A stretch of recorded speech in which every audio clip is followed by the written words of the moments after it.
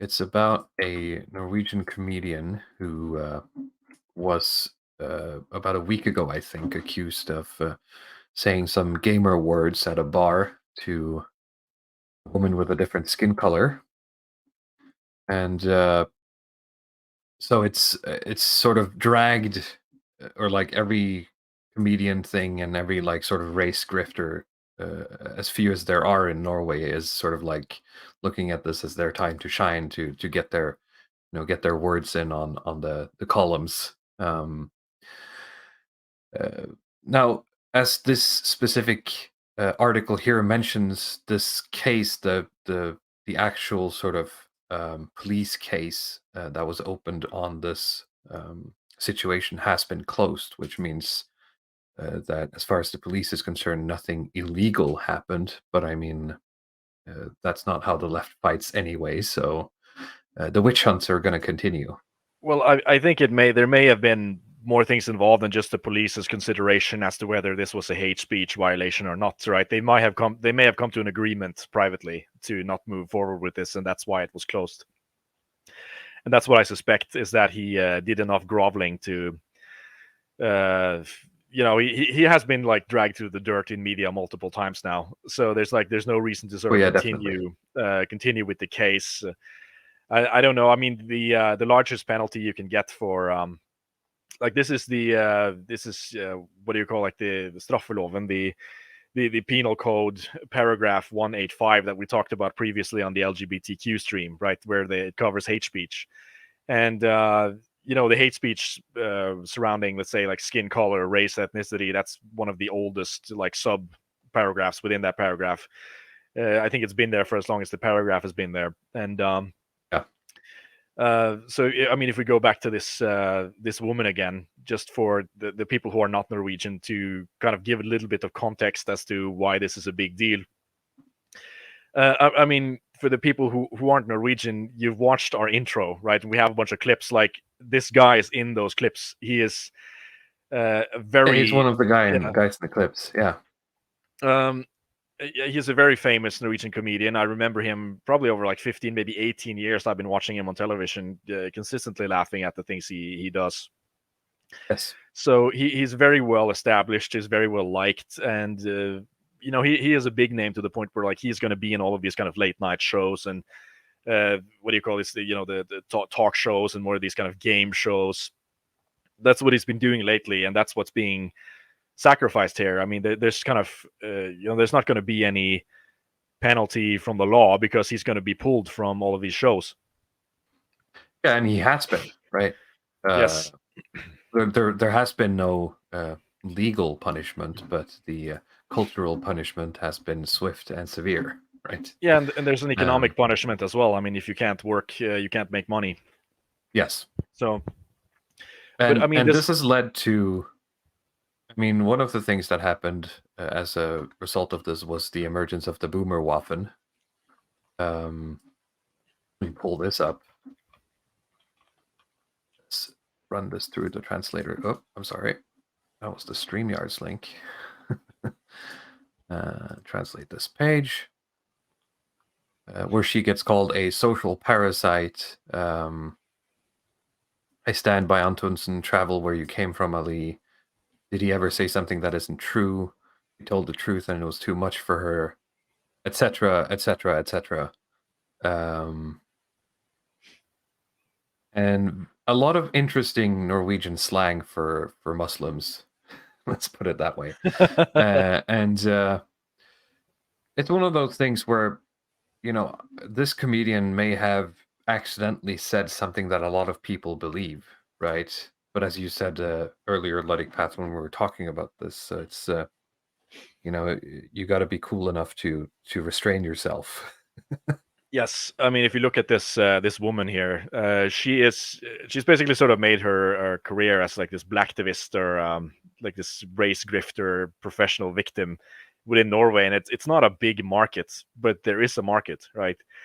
And I mean, the comedian Atle Antonsen himself, he's not like a sort of based political guy at all. He's very much within this kind of cool, progressive, woke Oh crowd. yeah, definitely.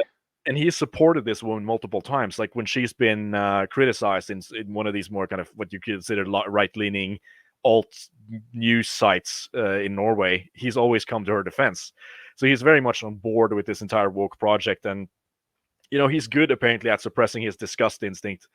But I think he had too much to drink, and as I understand it, like he went into character and tried to he told her to shut the hell up and that she's like too dark to be served in the bar and so on. And she went to the police and reported him for hate speech, but that was 1 month after it had happened. So there'd apparently been a lot of consideration as to Yeah, how there to seems to have been a bit of a coordinated assault on him. Let's put it that way. how to grift this situation as well as possible. Yeah. But that's kind of her niche in a sense. But I mean, it's a very good good sort of measuring tool as to how progressive or how cool you are in the culture. If you look at this woman and she'll read articles about her talking shit about the police, talking shit about the flag, and so on, and like you're able to suppress your disgust instinct and just say that yeah, I support you, or I want to listen to you, I'm an ally in a Yeah, sense, right? yeah. Because there's nothing even to simp for here. Like she's just sort of a kind of repulsive character all around. But if you say that, you're just on the bottom of the hierarchy. Yes. And as you see here, the uh, uh, the midwit curve here would be that looking at these comments, we're at the bottom end of it, but the suppression part is the midwitry, and then uh, you return to the original sort of thesis with a couple of right wing authors to back you up, right? Once you hit the other end of the bell curve. I don't know if there's anything else to say about Yeah. this. I mean, just to try to segue into what we're going to talk about again, because the support that has come out in favor of Atle Antonsen has been tremendous, right? And this is sort of in spite of him being in the wrong. And from a legal perspective, he is in the wrong. I think from a common courtesy perspective, I mean, just trying to be neutral here, he was wrong to do what he did. It's not something that he was just kind of speaking, trying to say a political opinion or trying to say something. He was deliberately being kind of Antagonizing her. Yeah. antagonizing and harassment, as you could say. This was a form of harassment and something that's completely uncalled for, even if you are super based. It's not a way that you'd want to behave in a public Yeah. place. So he is in the wrong in just every aspect, but all of these kind of Norwegian grugs will come out and defend him, right? And that's what you see with like that's what you get in a sense with tribalism, is that you're going to get the white grugs who come out to defend the white woke person against the brown woke person. Yeah. In a sense, I mean, from my perspective, he should just fall on his sword. Like there's no reason to come out and defend him, because within that situation, he was in the wrong, and he's been very much a part of this woke machinery. So there's no reason to try to go out and find some ad hoc reason why He's had 20 this is okay. years to sort of use his comedian powers against this, right? And he chose not to. So Exactly. Yeah, let them eat themselves. I have like a paid subscribe star article with regards to J.K. Rowling saying how she and the other leftist woman being canceled is actually a good thing for the right, because they're ultimately eating their own. They're canceling their own, and they're often canceling one of the best representatives of their ideology. And so, of course, you want their ideology to appear as intolerant as possible, as crazy and insane as possible.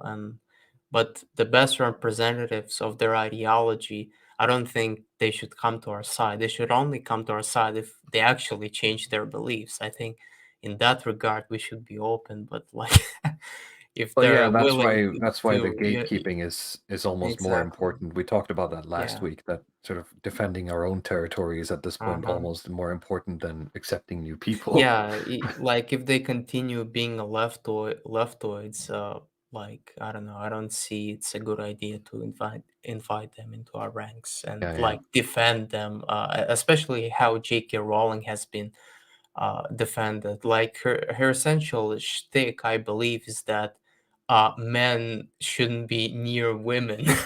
Like that's entirely her opposition to the trans Yeah, she ideology. just happens to be a Yeah. TERF. That doesn't make her a right winger. Yeah, but So even the turf itself, like it's you cannot really separate male hatred. Male hatred is an essential part of her ideology. yeah, Yeah, like huge disavow. exactly, yeah.